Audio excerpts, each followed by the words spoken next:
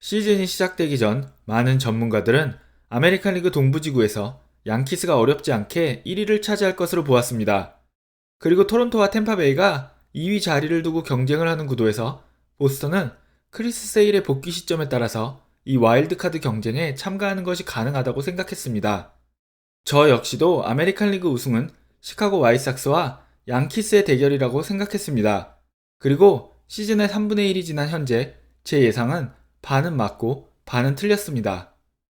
양키스는 이번 시즌 6승 4패를 기록하고 있는 볼티모어를 제외하면 아메리칸 리그 동부지구 팀들을 상대로 모든 시리즈에서 졌습니다.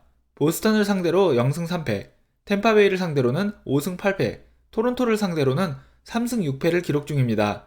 재미있는 점은 아메리칸 리그 동부지구 팀들을 상대로 승패 차이가 마이너스 7인 양키스가 보스턴, 템파베이, 토론토를 제외한 모든 팀들과의 시즌 대결에서 승률 5할 이상을 기록 중이라는 것입니다. 디트로이트에게 수입을 당했지만 다른 시리즈를 수입하면서 3승 3패를 기록했고 휴스턴, 시카고 와이삭스, 클리블랜드와 같은 팀들을 상대로 한 시리즈는 모두 승리했습니다. 시즌 초에 리그 최고 수준이라는 평가를 받았던 선발진은 조금씩 자기 자리를 찾아가는 것 같이 보입니다.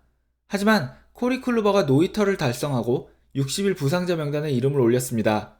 다행인 점은 시간이 지날수록 헤르만과 몽고메리가 좋은 모습을 보이고 있다는 점입니다. 특히 좌투수 킬러인 시카고 와이삭스를 상대로 기록한 7이닝 11삼진 무실점 경기는 정말 인상 깊었습니다. 그리고 여기에 좋은 소식이 하나 더 들려왔습니다. 루이스 세베리노가 6월 6일 첫 실점 피칭을 마이너리그에서 했다는 것입니다. 2와 3분의 2이닝을 던지면서 삼진 3개를 잡고 1실점을 했습니다. 토미존 수술 후 첫 실점 피칭이었으며 최대 구속은 98마일까지 나왔다고 합니다. 헤르만과 몽고메리가 현재와 같은 모습을 계속 보여주고 세베리노가 예정대로 6월 말까지 메이저리그 합류에 성공한다면 양키스 팬들은 3달 만에 그렇게 기다리던 선발 로테이션을 볼 수 있습니다. 타이온이 불안한 모습을 보여주고 있지만 코리 클루버가 부상자 명단에서 돌아온다면 게리콜, 세베리노, 코리 클루버, 헤르만, 몽고메리라는 강력한 선발 로테이션을 선보일 수 있습니다.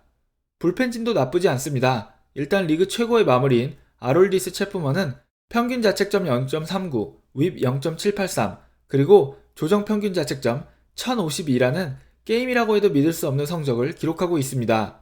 실제로 양키스의 투수들은 지금까지 평균 자책점 3.38, 윕 1.1, 조정 평균 자책점 121을 기록 중이며 각각 30개 팀 중에 4위, 2위, 4위에 올라 있습니다.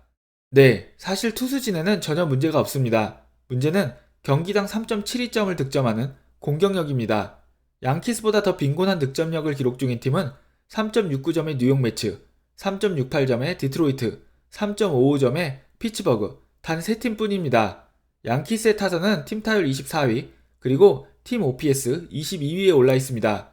르메이유, 루크 보이트, 스탠튼, 에런 저지를 보유한 양키스의 기록이라고 믿을 수 없는 그런 기록들입니다. 에런 닉스는 이제 시즌 아웃이고 마이크 포드, 루크 보이트, 글레이버 토레스, 스탠튼, 안두아, 오도어가 번갈아 가면서 쉬지 않고 부상자 명단에 이름을 올리고 있습니다. 이는 에런분 감독으로 하여금 고정 라인업과 수비 포지션을 가져가는 것을 불가능하게 만들었습니다. 본격적으로 타선에 대한 이야기를 하기 전에 포수에 대한 이야기를 하겠습니다. 양키스는 2019년부터 게리 산체스 딜레마를 겪고 있으며 2020년 게리 콜이 자신의 전담 포수로 히가시오카를 요청하면서 이 문제가 더 부각되었습니다.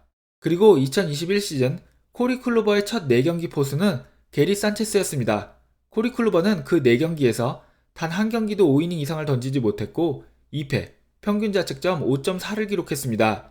그리고 그 후 코리 클루버는 게리 콜처럼 히가시오카를 전담 포수로 요청했고 그 뒤로는 히가시오카와 함께 4승 1패, 평균 자책점 2.12를 기록했습니다.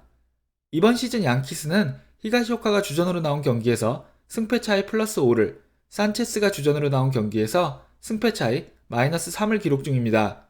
지금까지는 게리 산체스의 공격력 때문이라는 핑계가 있었지만 산체스는 2020년 1할 4푼 7리의 타율에 이어서 이번 시즌 2할 1푼의 타율을 기록 중입니다. 산체스와 히가시오카는 홈런에서 6개와 5개, 그리고 OPS에서 0.715와 0.713으로 큰 차이가 없는 상황입니다.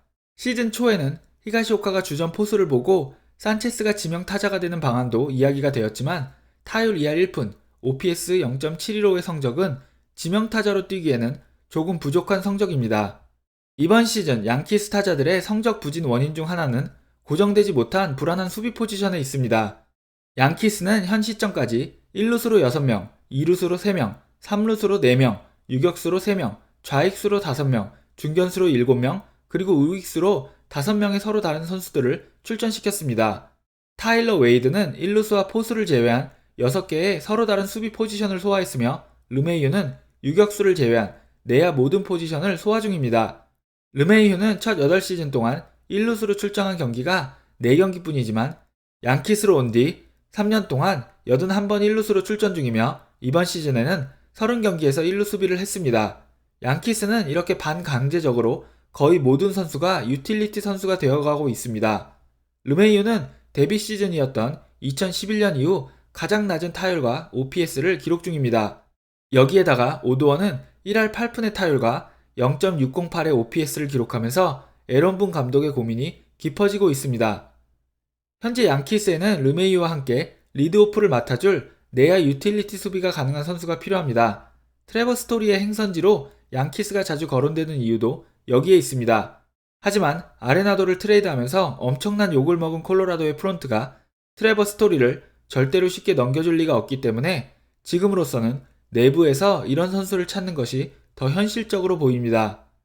양키스의 트리플 A팀인 스크랜튼 윌크스 베리 레일라이더스에는 이번 시즌 양키스의 메이저리그 경기에 출전했던 데릭 디트릭, 마이크 포드, 에스테반 플로리얼과 같은 선수들이 뛰고 있습니다.